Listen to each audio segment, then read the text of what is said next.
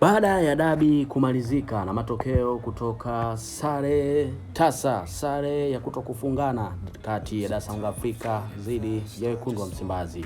Mchezo huu ambao umechezwa pale visiwani Zanzibar, uwanja wa Amani, yani Amani Stadium. Sasa kuna matukio kadhaa ambayo yameweza kutokea. Moja kati ya matukio ni goli la Simba kukataliwa, lakini pia Dar es Salaam Afrika na wao walipata nafasi kupitia kwa Prince Dube ambaye alitaka kufunga, baadaye ikawa offside. Kwa hiyo ni mjadala mikubwa sana katika mitandao ya kijamii, popote pale unapopita unakutana mjadala hiyo. Lakini pia tukio jingine ni kutoka kwa kiungo wa Simba Jospin Loemba ambaye pia alionyesha mchezo mzuri kweli katika siku ile. Lakini tukio jingine ambalo linamhusisha yeye ni baada ya kumchezea mazambi mchezaji wa Dar es Salaam Afrika beki wa kati Dickson Jobu, na kupelekea majeraha hayo na Jobu kuweza kutolewa nje ya uwanja na nafasi yake kuchukuliwa na captain Nondo Mamnyeto. Sasa taarifa iko kama ifuatavyo kumhusu Loemba pamoja na Dickson Jobu.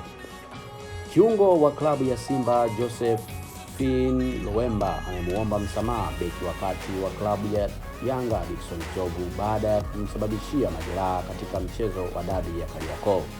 Kupitia mtandao wake wa kijamii wa Instagram, Loemba amemtakia radhi na kuonesha kwamba yupo pamoja naye katika kile anachokipitia kwa sasa baada ya kuumia katika mchezo uliomalizika kwa sare ya bila kufungana.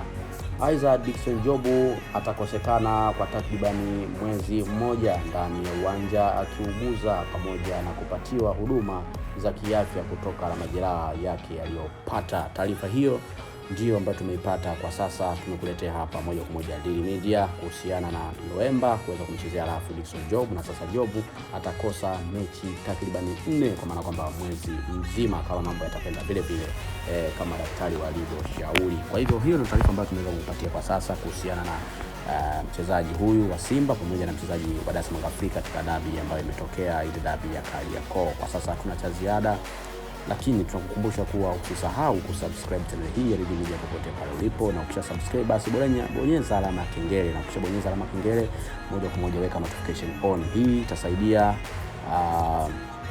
itasaidia kwamba tukiweka taarifa mpya basi moja kwa moja wewe utaweza kupatiwa, kwa maana kwamba utaona ujumbe mfupi ukionyesha kuwa kuna taarifa mpya imewekwa ndani ya Daily Media. Daily Media chombo bora kabisa kwako kuweza kupata taarifa hizo. Leo kuna michezo kadhaa itaendelea. Tutangazia michezo miwili tu hapa. Dar es Salaam Afrika wakikutana na Singida Black Star Walimalizeti kutoka pale Singida, lakini pia Simba wao watacheza na Agosto Akaya Coast Union. Michezo hiyo yote itachezwa siku ya leo, na hii ni michezo ya ligi kuu Tanzania bara, yani NBC Premier League. Tuone nani ataweza kushinda. Je, Dar es Salaam Afrika atashinda mchezo dhidi ya Singida na kuendelea kujikita kileleni, ama Simba atapunguza alama 3 leo kama Yanga atapoteza kunako gepu la kuwania ubingwa wa ligi kuu Tanzania bara? Tuna cha ziada, wote tukutane baadaye viwanjani, na sisi moja kwa moja tutakuletea update za mechi zote ambazo zitachezwa siku ya leo. Tuna cha ziada na bye bye.